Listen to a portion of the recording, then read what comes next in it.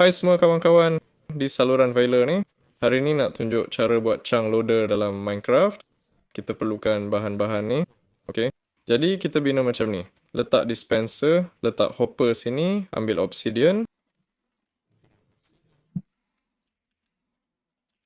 Bina portal.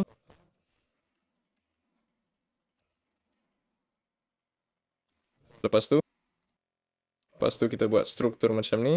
Sini ada rel pengaktif, sini rel pengaktif, dan kita turunkan troli kita. Seterusnya. Letak separuh blok atas sini, obor redstone. Sini kita letak tuil. Masukkan 3 troli dalam pengulang. Nyalakan portal. Masuk. Kalau dia tak tengok arah betul, kita bina satu lagi sebelah, kan? Okey, kita bina semula. Oh, tak sengaja.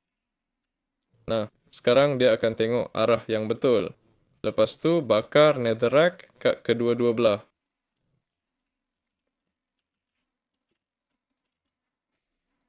Sekarang kita balik ke dunia kita. Tekan tuil 2 kali dan aktifkan chunk loader kita. Dah siap. Ini Veiler bersama anda. Jangan lupa like, subscribe channel ni. Semoga hidup anda bahagia. Semoga berjaya semua. Selamat tinggal.